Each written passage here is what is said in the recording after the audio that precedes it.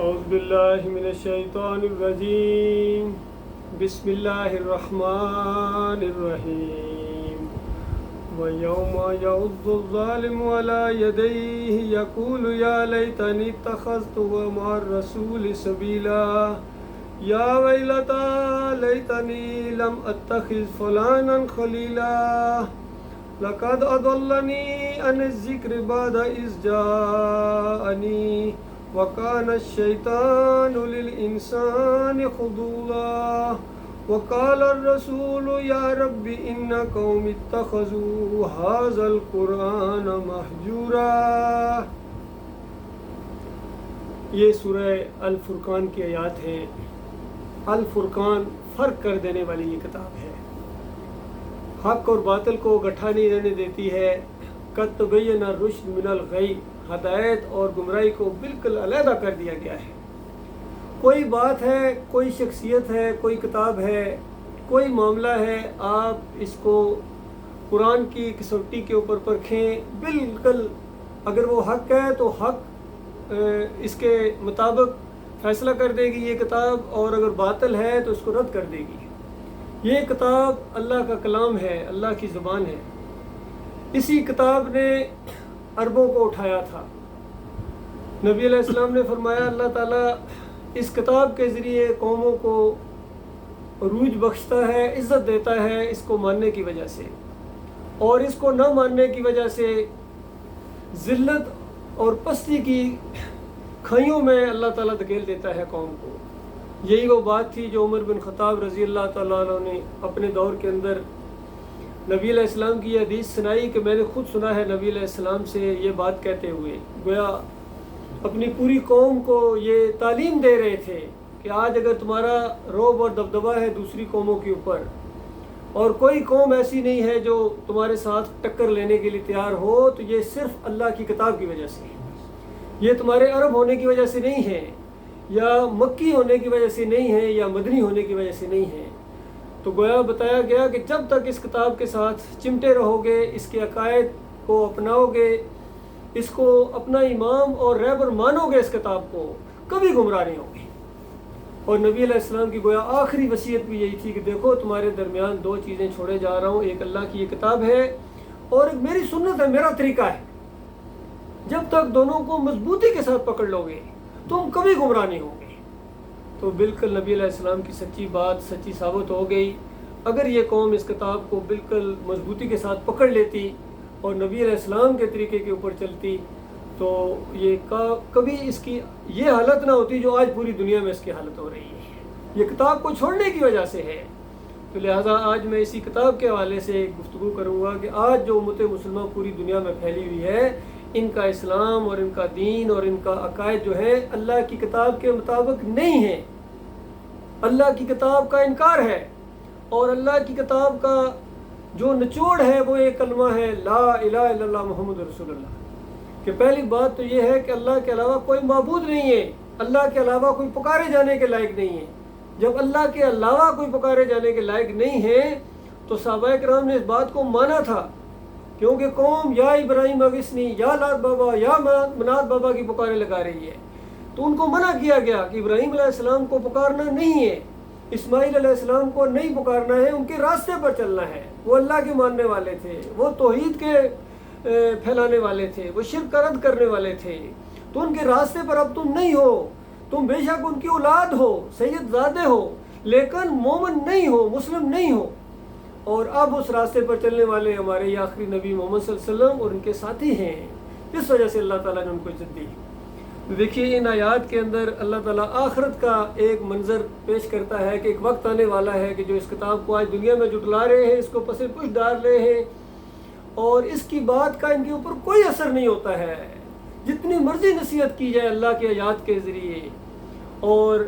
ان کے اوپر بال برابر اثر نہیں ہوتا ہے۔ اپنی زندگی کو تبدیل کرنے کے لیے تیار نہیں ہے، شرک اور کفر کو چھوڑنے کے لیے تیار نہیں ہے، اللہ کو اپنا اکیلا معبود ماننے کے لیے تیار نہیں ہے۔ مانتے تو ہیں لیکن اکیلا نہیں مانتے ہیں۔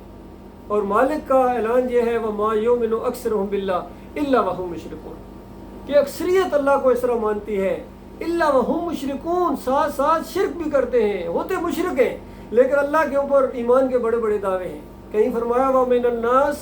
مَن يَقُولُ آمَنَّا بِاللَّهِ وَبِالْيَوْمِ الْآخِرِ وَمَا هُم بِمُؤْمِنِينَ کہ دعوے تو ان کے بڑے بڑے ہیں منو ٹنوں کے کہ ہم اللہ کو مانتے ہیں، ہم آخرت کو مانتے ہیں، اور مالک فرماتا ہے مومن نہیں ہے۔ بتائیے اس سے بڑی کوئی بدبختی ہو سکتی ہے کہ انسان خود کہے میں مومن ہوں، میں مومن ہوں، اور اللہ کہے نہیں مومن ہوتا ہوں؟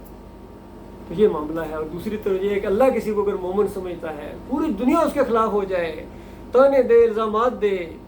اور اس کی مخالفت پر جم جائے، اور مالک اس کو مومن کہتا ہے، اپنا بندہ کہتا ہے، میرا بندہ،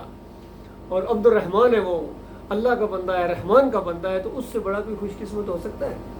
یہ معاملات ہیں، غور و فکر کے معاملات ہیں میرے پیارے بھائیوں۔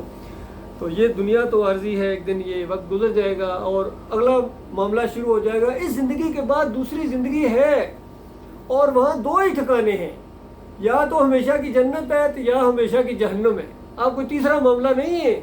ہاں وہ 50,000 سال اعراف کے اوپر جن کو رہنا پڑے گا درمیان میں، آخر وہ بھی جنت میں انشاءاللہ چلے جائیں گے، لیکن اس کے بعد انسانوں کی ایک عظیم اکثریت جہنم کے اندر جائے گی، اور پھر آہستہ آہستہ وہاں سے کچھ ایماندار نکلتے رہیں گے، اللہ بہتر جانتا ہے کتنی صدیاں وہاں رہیں گے، اور پھر آہستہ آہستہ نکلتے رہیں گے، اور ایک وقت وہ بھی آ جائے گا کہ آخری جہنمی جہنم سے نکلے گا، اور اس کے بعد گویا لاک کر دیا جائے گا، اس کے بعد کوئی جہنم کی آگ سے اندر نکل نہیں سکے گا، اور وہ لوگ رہ جائیں گے۔ آخری بات جو وہاں کے فرشتے کہیں گے وہ اس انداز سے مفہوم اس کا ہے کہ اب صرف جہنم میں وہ رہ گئے ہیں جن کو قرآن نے روک لیا ہے۔ تو بات قرآن پر آ گئی، پھر بات قرآن پر آ گئی، کیونکہ یہ اللہ کا کلام ہے، یہ اللہ کے احکامات ہیں۔ جس کو اللہ کی کتاب نے روک دیا اس کو پھر کوئی جہنم کی آگ سے نہیں نکال سکتا ہے۔ اور خوش قسمتی دیکھو ایماندار کی، آج عام طور پر کہتے ہوئے آپ ہمیشہ ایمان ایمان ایمان کرتے رہتے ہیں، تو ذرا ایمان کا اندازہ لگاؤ، وہ جو آخری جہنمی وہ مومن نکلے گا، گناہگار ترین انسان، تو اس کی جو جنت ہوگی وہ اس زمین سے 50 گنا بڑی جنت کا وہ مالک بنا دیا جائے گا، اندازہ لگائیے۔ پھر جو اس کے جی کے اندر آئے گا وہ پیش کر دیا جائے گا، اور ہمیشہ کی خوبصورتی اور جوانی اور کوئی بیماری نہیں، کوئی بڑھاپا نہیں، کوئی موت نہیں، اعلان کر دیا جائے گا۔ اندازہ لگائیے، انبیاء سے ملاقاتیں ہوں گی اس کی، اور شہداء سے، صدیقین سے دوستیاں ہوں گی، صالحین کے ساتھ اٹھے بیٹھے گا، مالک کا دیدار کرے گا۔ کتنا بڑا خوش قسمت، اس وقت پتہ چلے گا ایمان کیا چیز ہے۔ اور بڑے بڑے عمل کرنے والے، لیکن اگر ایک شرک لے کے چلے گئے، وہ پکار کا شرک ہو، وہ نظر و نیاز کا شرک ہو، وہ واسطے وسیلے کا شرک ہو، وہ سجدہ تعظیمی کا شرک ہو، وہ جمہوریت کا شرک ہو، تعویذ گنڈے کا شرک ہو، بے حق فلاں بے حرمت فلاں کا شرک ہو، کوئی ایک شرک اگر لے کے چلا گیا، آدھا شرک لے کے چلا گیا، تو اندازہ لگائیے مالک کا اعلان ہے کہ پوری زمین اگر کوئی نیکیوں کے ساتھ لے کے آ جائے اور وہ شرک لے کے آیا ہے، اس کی ساری نیکیاں برباد کر دی جائیں گی۔ اور دوسری طرف فرمایا پوری کائنات کو گناہوں کے ساتھ بھر کے آ گیا، لیکن لا یشرک بی شیئا، میرے ساتھ شرک نہیں کیا ہے، لقیتہ بمثلھا مغفرۃ، ایک وقت آ جائے گا میری مغفرت کا، میں اس کو معاف کر دوں گا۔ تو اللہ کے بندو، یہ سچی باتیں ہیں۔ اللہ نے انبیاء کی مثالیں دی سورہ الانعام کے اندر کہ یہ میرے انبیاء ہیں، کون مقابلہ کرے گا عمل کے اندر ان کے ساتھ؟ لیکن تمہیں سمجھانے کے لیے انسانوں وَلَوْ أَشْرَكُوا لَحَبِطَ عَنْهُم مَّا كَانُوا يَعْمَلُونَ، اگر یہ بھی شرک کرتے، ان کا کیا کرایا میں بالکل غارت کر دیتا۔ سورہ زمر کے آخری رکوع میں فرمایا آخری نبی ہیں آپ، اور سارے انبیاء کو یہ بات کہی تھی لَئِنْ أَشْرَكْتَ، اگر تو نے بھی شرک کیا لَيَحْبَطَنَّ عَمَلُكَ، تیرا عمل ضائع ہو جائے گا۔ اور پھر سورہ الاعراف کے اندر وہ واقعہ یاد دلایا کہ انسانوں آج بھول گئے ہو، وعدہ بھول جانے والوں، وعدہ خلافوں، تم وہاں سے وعدہ کر کے آئے تھے جب میں نے تمہاری سارے انسانوں کو، آدم علیہ السلام کی ساری اولاد کو اس کی پشت سے نکالا اور جسم دیے چھوٹے چھوٹے چمٹیوں کی طرح، اور مالک نے خطاب کیا کیا میں تمہارا رب نہیں ہوں؟ کیا میں تمہارا اکیلا مالک نہیں ہوں؟ تو سب نے کہا مل کے کہ ہم اس بات پر گواہ ہیں مالک تو ہی ہمارا اکیلا معبود ہے۔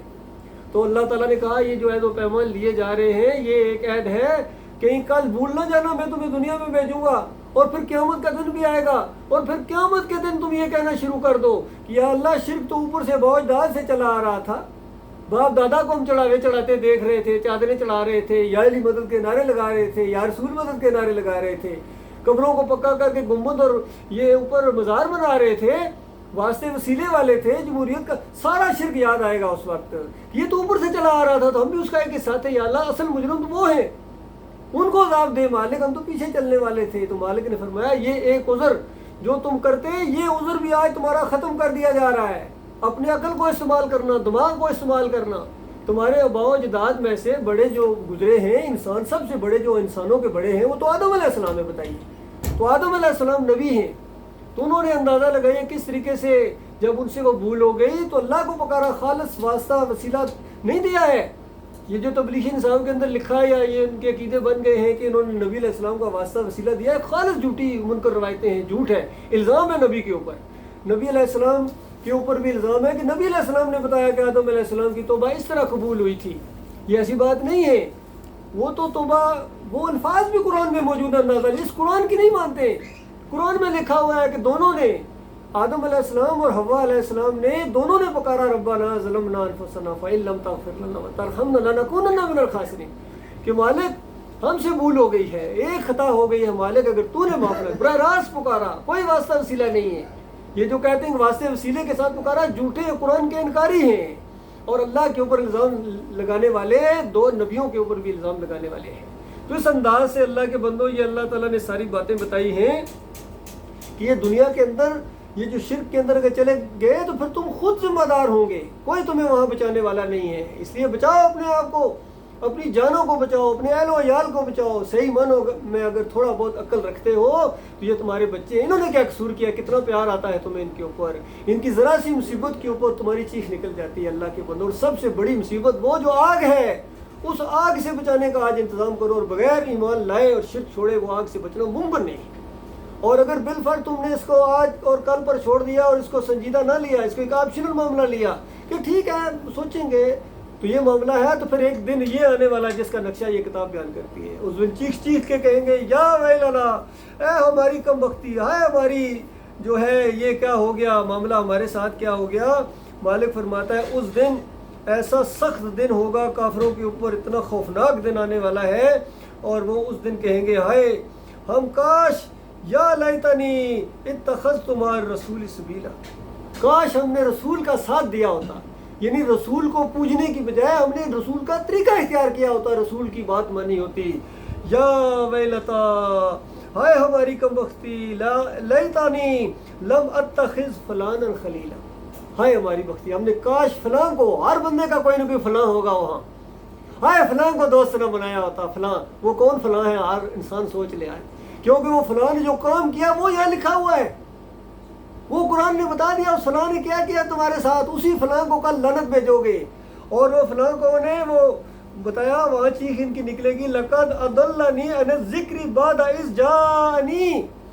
کہ وہ نصیحت آ گئی تھی میرے پاس، وہ ڈراما آ گیا تھا، وہ بات سمجھ میں آ گئی تھی، لوگوں نے سمجھایا بھی تھا، چیخ چیخ کے پکار پکار کے انہوں نے کہا تھا، لاؤڈ اسپیکروں کے اندر اکیلے میں بات ہوئی ہے، جہاں موقع ملا ہے ایک پکارنے والے نے اللہ کی طرف پکارا کہ دیکھو اللہ کے بندے بن جاؤ، اللہ کے ساتھ کسی کو شریک نہ کرو، فرقہ بندی یہ لعنت ہے، یہ کفر ہے، شرک ہے، اس کے اندر نام پٹو، ایمان کی طرف آ جاؤ، مسلم بن جاؤ، اس طرح پکار لگائی گئی تھی، اور ساری باتیں بتا دی گئی تھی کہ یہ پکارنا بھی شرک ہے۔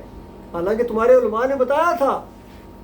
محمود الحسن نے لکھ دیا اپنی تفسیر شبیر احمد عثمانی کے اندر کہ اگر اللہ کے نیک بندوں کو پکارا جائے تو یہ بھی اللہ ہی کو پکارنا، اندازہ لگائیے۔ اس طرح شرک انہوں نے لکھا تو ان کی آیت کو شرک کے اندر بدلی کر دیا، اور لوگوں نے پھر سجدے کیے، مزاروں کے اوپر بھی سجدے کرتے ہیں اور پھر بھی کہتے ہیں کہ ہم مومن ہیں، اور بوڑھے کو پوجیں پھر بھی مومن ہیں، یا علی مدد کہیں پھر بھی مومن ہیں، یا رسول مدد کہیں پھر بھی مومن ہیں۔ اندازہ لگائیے، جو کافرانہ مشرکانہ عقیدہ اختیار کریں، کسی اور مسلک کو اختیار کریں یا کوئی اور نظام اختیار کریں اسلام کے علاوہ، جمہوریت ہو، کمیونزم، پھر بھی مومن ہیں جی، مومن، ان کی مومنی ہٹتی نہیں ہے ان سے۔ تو اس طرح کھول کھول کے بیان کر دیا گیا تھا، لیکن کسی نہ کسی کا کوئی نہ کوئی فلاں تھا، اس نے فلاں نے ہٹا دیا۔ ایمان آنے کے بعد ہمیشہ یہی ہوا ہے اللہ کے بندوں، علم آنے کے بعد بغیم بینہم، آپس میں ضد کی وجہ سے یہ علماء آپس میں لڑے ہیں، ضد بازیوں کی وجہ سے انہوں نے ایمان کی نعمت کو پھر شرک کے اندر بدلی کر دیا۔ یہ ہوا ہے ان کے ساتھ، اور وہ چیخ چیخ کے اس وقت کہے گا لقد اضلنی عن الذکر بعد اذ جاءنی، کہ وہ نصیحت جو میرے پاس آ چکی تھی۔ باقی ہر ایک کا معاملہ ہے، لیکن ہمارے ساتھ میں بالکل پن پوائنٹ کرنا چاہتا ہوں جس بنیاد کے اوپر ہم اٹھے تھے، توحید کی دعوت اٹھی اس دور کے اندر ڈاکٹر عثمانی رحمۃ اللہ علیہ کے ذریعے، جس کی وجہ سے ہمیں یہ باتیں سمجھ میں آئیں، ایمان کی باتیں، ورنہ ہم بھی اسی طرح چڑھاتے رہتے اور سور میلے کرتے رہتے، سارا معاملہ ہوتا ہے۔ اس جماعت کے اندر بھی محمد حنیف نے یہ سجدہ تعظیمی کا شرک ڈال دیا، اس وقت یہ سارے اس کے جتنے ماننے والے ہیں اس بے ایمان کو کہیں گے کہ ہائے ہماری بدبختی، اس ظالم نے علم آنے کے بعد، علم آ گیا تھا یہ سجدہ تعظیمی شرک ہے، اور علم آ گیا تھا کہ سارے خاندان یعقوب علیہ السلام نے اللہ کو سجدہ کیا تھا، یہ سجدہ تعظیمی نہیں تھا، یہ شکر گزاری کا سجدہ تھا۔ اس نے شکر گزاری کے سجدے کو سجدہ تعظیمی کے اندر بدلی کر کے مومنوں کو پھر مشرک بنا دیا، مجاہدوں کو مجاور بنا دیا۔ کیونکہ یہ ہمارا اپنا مسئلہ ہے، اس لیے اس بات کو میں کھول کھول کے بیان کر رہا ہوں تاکہ کسی کو کوئی غلط فہمی نہ رہے۔ تو فرمایا اس طرح یہ اقرار کریں گے اور پھر یہ بھی کہیں گے وَقَالَ الشَّيْطَانُ لِلْإِنسَانِ خُذُولًا، اور شیطان بڑے موقع کے اوپر انسان کا دشمن نکلا۔ اس شیطان نے یہ معاملہ کیا، شیطان کے وار ہوئے ہیں ان کے اوپر، علم آ گیا تھا، شیطان نے پھر ان کے اوپر وار کیا اور پھر ان کو مشرک بنا دیا۔ اب دیکھیے دوسری بات جو بڑی زبردست آ رہی ہے، وہ آج امت مسلمہ یہ سمجھ رہی ہے کہ کل نبی علیہ السلام ہماری سفارش کریں گے، یہ ہمیں بخشوا لیں گے، کیونکہ ہم امتی ہیں، لاڈلی امت ہے، جو مرضی کرے، آخر نبی علیہ السلام سب کچھ کریں گے۔ اس کا جواب بھی یہاں قرآن میں دے دیا اللہ تعالیٰ نے کہ سفارش کی بات چھوڑو، دیکھو نبی تمہارے ساتھ کیا کرنے والے ہیں۔ وقال الرسول، اور رسول کہیں گے اس دن یا ربی ان قوم اتخذوا هذا القرآن مہجورا، کہ میرے رب اس قوم نے اس قرآن کو گویا ایک نشانہ تضحیق بنا دیا تھا، قرآن کے ساتھ کھلواڑ کھیلا تھا انہوں نے، قرآن کی بات انہوں نے نہیں مانی، انہوں نے اپنے بڑوں کی باتوں مانی ہے، قرآن کو بالکل انہوں نے چافتے چیلم اور یہ جو درود پڑھتے ہیں، درود پڑھو، یہ کرو وہ، اس کے لیے یا قسمیں اٹھانے کے لیے عدالتوں کے اندر یا تعویذ گھڑنے کے لیے انہوں نے استعمال کرنا شروع کر دیا۔ بتاؤ اس سے بڑا قرآن کا انکار کیا ہو سکتا ہے، اور اس سے بڑی قرآن کی مذاق کیا ہو سکتی ہے؟ انہوں نے تو قرآن کو مذاق بنا لیا تھا۔ قرآن کو پڑھنے والا فرقوں میں بٹے، قرآن کو پڑھنے والا یا علی مدد کے نعرے لگائے، قرآن کو پڑھنے والا یا رسول مدد کے نعرے لگائے، کبھی ہو سکتا ہے؟ ہرگز نہیں ہو سکتا میرے بھائیوں۔ پھر نبی علیہ السلام کی ایک حدیث بھی ہے، نبی علیہ السلام نے فرمایا یہ قرآن قیامت کے دن یا تمہارے حق میں حجت بنے گا یا تمہارے خلاف حجت بنے گا۔ مسئلہ قرآن پر ہی ہونا، یاد رکھیے۔ اگر آپ نے آج دنیا میں قرآن کے مطابق اپنا عقیدہ بنا لیا، نہ تعداد کو دیکھا، نہ کسی کی پگڑی کو دیکھا، صرف قرآن کو دیکھا بس، اور نبی علیہ السلام کی صحیح حدیث کو دیکھا، اس کے مطابق عقیدہ بنانے کے بعد آپ کو اعتماد کیا آپ نے اپنے مالک اور خالق کے اوپر، تو یہ کل کتاب آپ کے حق میں گواہی دے گی، آپ کے لیے شفاعت کرے گی۔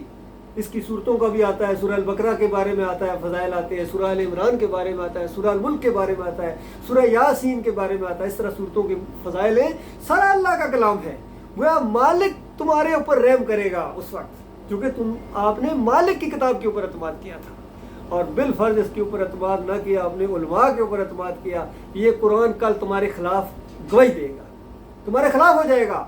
کہ مالک اس نے مجھے چھوڑ دیا تھا، اس نے اپنے حضرت کی بات مانی کہ حضرت بہت بڑے عالم ہے، اس طرح کہتے ہیں۔ اللہ بہت بڑا نہیں ہے، پھر اللہ اکبر کیوں کہتے ہو؟ جب اللہ بڑا ہے تو اللہ کی بات مانو، اللہ کی بات آگے کرو، ان مولویوں کی بات پیچھے کرو، ان اللہ کے دشمنوں کو اپنا امام مانتے ہو جنہوں نے کفر و شرک پھیلایا ہے، جنہوں نے دینداری کی بجائے دکانداری اختیار کیا، قرآن کو بیچا ہے، انہوں نے اللہ کی کتاب کو بیچا ہے، انہوں نے قرآن پڑھانے کے پیسے لیے ہیں، تراویحیں پڑھانے کے پیسے لیے ہیں، انہوں نے امامت کے پیسے لیے، انہوں نے اذان کے پیسے لیے ہیں، اللہ کی کتاب کو اس طرح انہوں نے پسے کچھ ڈال دیا۔ اللہ کی بندو، اب ان کے پیچھے چلنے کے بعد اب ہمیشہ کہ ان کے ساتھ آگ کے اندر جب رہنا پڑے گا، وہاں بیوی بچوں سمیت، اس وقت چیخو گے ہائے میری کم بختی، کاش میں نے رسول کا راستہ اختیار کر لیا ہوتا، کاش میں نے فلاں کو امام نہ بنایا ہوتا، فلاں کو اپنا لیڈر نہ بنایا ہوتا ہے، مولوی صاحب کو، پیر صاحب کو، سیاسی لیڈر جتنے بھی، سب کے بارے میں آپ کا دھیان جائے گا میرے بھائی۔ یہ کچھ ہونے والا ہے۔ اللہ تعالیٰ غور و فکر کرنے اور اس قوم کو زیادہ سمجھنے اور اس سے زیادہ عمل کرنے کی توفیق عطا فرمائے۔ وقول قولی ھذا استغفر اللہ لی و لکم۔